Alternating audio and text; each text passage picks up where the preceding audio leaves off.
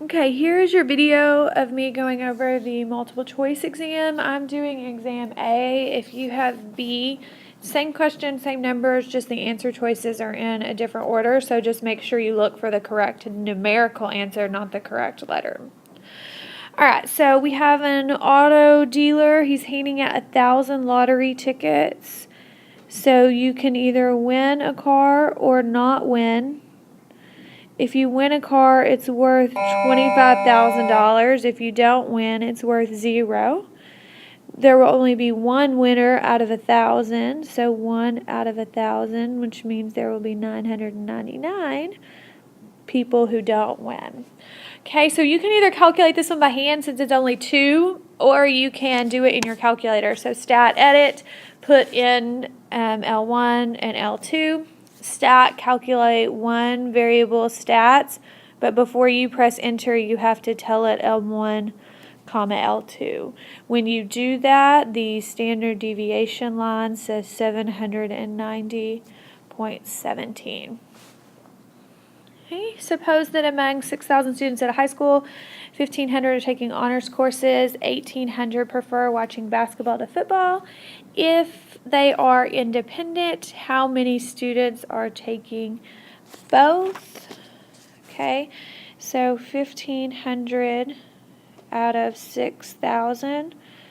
So a quarter of the students are honors, and 1,800 out of 6,000. So that is 30% are basketball. Okay, so their intersection, 0.25 times 0.3 is 0.075. I can multiply those together because it did say that they're independent. So that's the group that's doing both. But it didn't ask me for the probability of that. It asked me for how many students that was. So 0.075 times the 6,000 means that there are 450 students who do both. Okay, an inspection procedure at a manufacturing plant involves picking 3 items at random and then accepting the whole batch if at least 2 of the 3. So that's the probability that 2 are okay, or the probability that all 3 are okay. Okay, in reality, if 90% of the whole batch is perfect, what is the probability that the lot will be accepted? So 0.9 is my probability that I want, and Q would be 0.1. That would be this is working, this is not working. So if 2 of them are working, that is 2 working and 1 not working, or all 3 of them could be working, so that is 0.972. Okay, suppose that in a certain part of the world, in any 50-year period, the probability of a major plague is 39%, a famine is 52%, and the probability of both is 15. What is the probability of a famine given plague? So we're going to do famine given, I can't write. Okay, so that would be the intersection on the top over,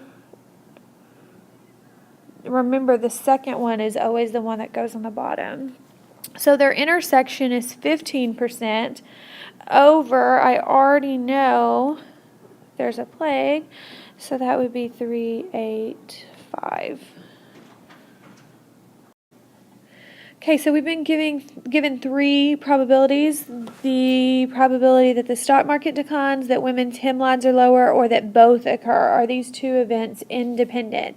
So if you want, the long way to do this problem would be to break it out, make a Venn diagram. What's the probability that only the stock market declines? What's the probability that they decline and the hemlines? What's the probability that only women's hemlines, and do it that way. But since they gave us total probability, and union, the easiest way to tell if they're independent is just to see, does the multiplication rule work? Because remember, the multiplication rule can only apply if the events are independent. So if the events are independent, then the multiplication rule will work. So if I multiply the probability that the stock market declines times the probability that hemlines decrease, I get 0.14. Well, that is not the same thing as what the question told me the events of both occurring were. So since the multiplication rule does not work, then those events must not have been independent. Otherwise, the rule would have worked. So you would have got the same answer if you would have gone the long way around. It would have just taken you 10 extra minutes. All right, 6. If the probability of A is 0.2 and B is 0.1, what is A union B if they are independent? Remember, you can add them up just fine, but you have to subtract out their overlap. So I am going to subtract out what happens if both of them occur. So what happens if only A occurs plus only B occurs minus what happens if they both occur, because I don't want that to be double counted. I only want it to be counted once. So that would be 0.28 right there. Whoopsies. Okay. All right, at a warehouse sale, 100 customers are invited to choose one of 100 identical boxes. 5 boxes contain the, and let me go ahead and start making my table here. Okay, so 5 boxes out of 100 boxes contain a $700 TV. 25 boxes contain a $540 camcorder, and the remaining boxes contain a $260 camera. How much would you be willing to pay to participate in the sale? Well, that should be the expected value of how much you should earn, would be how much you'd be willing to pay. So you can either multiply 700 times 5 over 100 plus this one, plus this one, plus this one, and add those together, or you can put it in your calculator and do the stat calc 1 variable statistics. Either way, you get the expected value to be 352. So that would be about the break-even point from there. Okay, they would want to charge you more to play, you would want to pay less to play, but this would be the fair price right there, the break-even. All right, 2 games involving flipping a coin. The first game you win a prize. Look at that. Love my typos. If you can throw between 40 and 60% heads. In the second game, you can win if you throw more than 75 heads. So the first game, I want between 40 and 60. Well, heads or tails is supposed to be 50%. So this is not strange. This is exactly what should happen. But in the second game, I only win if I throw more than 75%. Well, that is odd behavior. True story. This one is normal. This one is odd. So when it asks, would you rather flip 50 or 500 times, you just need to think about this logically. This is not really a calculate anything kind of probability. If I want exactly what can happen, I'm averaging these 3 times together, then the more I flip, the less chance I have for something weird to happen. So for the first game, I would want to flip 500 times. The second game, I have to get something weird happening. I have to go on this crazy streak that's not likely to happen. But the only way it's going to happen is if I don't flip that many times. Okay? So the likelihood that I get 75% heads when I flip 500 times is virtually never. But at least with 50 times, there's a chance that I could go on a weird long streak and it could happen. So when I want something normal to happen, a long period of time is more likely for the normalcy, because in 500 flips, nothing weird is going to happen. Everything's going to settle out and be fine. If I'm looking for something weird to happen, with the 75%, the fewer times I flip, the more likely I am to get something weird happening. So that's that one. Okay, suppose that x and y are random variables. X has an expected value of 25 and a standard deviation or a variation of 3. Y has a variance, sorry. A y has an expected value of 30 and a variance of 4. What are the expected value and the variance of the random variable? Well, remember, expected value is easy. You just do exactly what they say. So if x is supposed to be 25 and y is supposed to be 30, then together I should have 55. So D is out. E, there's not sufficient information. That will be the answer on an AP test once every 5 years. That answer choice is there for the people who have no idea what they're doing to read the question and say, I don't know how to do that. That's not possible. I could never do that. Let me pick E. So don't pick E. Never, ever, ever pick E unless you know for 100% I absolutely know how to work this problem and I worked it 12 times and the answer is not there. E is the sucker's choice. All right. Expect and then standard deviation. So we're given it into variances. So we are, remember the process, square it, add it, and then square root it. So there we are at 5. Okay, suppose the average height of policeman is 71 with a standard deviation of 4, while policewoman is 66 with a standard deviation of 3.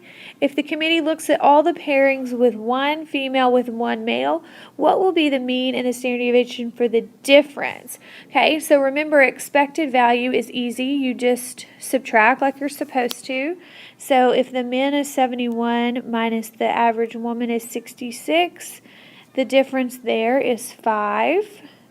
Standard deviation, same procedure, square it, add it, square root it, and we actually end up having the same numbers.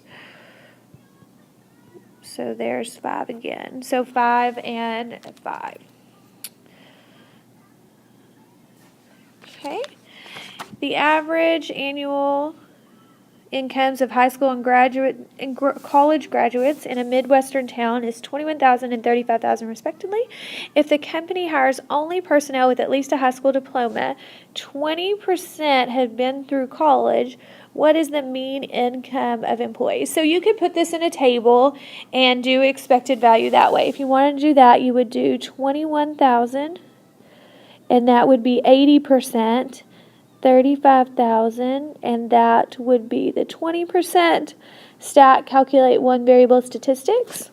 Or you could just multiply these across 21,000 times 0.8 plus 35,000 times 0.2. Either way, you would get the same answer, and you would get 23,800. All right, 12. Given that 52% of the U.S. population are female and 15% of the population is older than 65, can we conclude that 0.52 times 0.15 is 7.8? 7.8% of the women are older than 65. Well, same thing. This is the multiplication rule, and the multiplication rule only applies if they are independent, and these are not independent because women can be both. So they can be both female and older than 65. So that doesn't work out to be the case. Okay, this last section I thought was pretty straightforward, especially since I gave you the table. I just asked you several different questions about the same information. So what's the probability that a student has a GPA between 2.0 and 3.0? So that's this entire row. So 475, notice it just says a student, so that means the total population. So that would be your 0.475. Let me erase my thing. All right, next question. What's the probability that a student has a GPA under 2.0 and has skipped many classes? So I want to go to that direct box. So that would be under 2.0, skipped many classes. That would be 80. Notice it still just says a student. So that's out of my total population, so 0.080. What's the probability that a student has a GPA under 2.0 or has skipped many classes? So under 2.0, that is this whole column right here, so 255, or skipped many classes, that is this whole row right here, 110, but notice how the 80 was double dipped. He was counted twice, so I don't want that to happen, so I have to subtract out the overlap. So that ends up leaving me with 285. Still, I'm just saying a student, so it's all over 1,000. So that would be 0.285. Okay, 16. If a student has skipped many classes, so right now I know I'm just going to work out of the skipped many classes. So that's out of the 110. What's the probability that he has a GPA under 2.0? Well, that's the 80. So 80 out of 110 is 0.727. Okay, our GPA of 2.0 and 3.0, between those two, and skipped few classes independent. So we're going to do the same independence formula that we always do. So you already calculated the 2.0 to 3.0 as the first probability you did, and you got 0.475. So now I need to do the conditional probability, 2.0 to 3.0, given that you have skipped few. Okay, so that would be the union on the top. So there are 450 students that applies to out of the skip few. I don't know what I'm doing. Out of the skipped few, there's 890 students who have skipped few classes. So that probability is 0.506. So these two are not equal, so they are not independent. Okay, if you were to survey 10 students, so n is equal to 10, what is the probability you find at least 2 students with a GPA greater than 3.0 and skipped few classes? So greater than 3.0, skipped few classes, that would be 265 out of 1,000. So the probability that I'm looking for is 0.265. So I want the probability of at least 2. So what does that mean? Well, that means 2 or 3 all the way up to 10. Remember, your calculator doesn't do greater, it only does less. So you're going to have to do, okay, that's what I want. What do I not want? Well, I don't want 0 or 1. So I'm going to do 1 minus because that's what I don't want. I'm going to do binomial because there's multiple successes. CDF because there's multiple options. It can be 0 or 1. There are 10 people I'm surveying.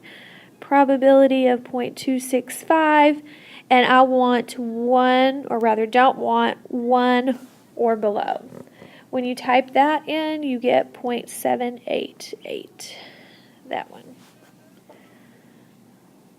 Okay, if you were to survey 10 students, so still n is equal to 10, what is the probability you find 2 or 3?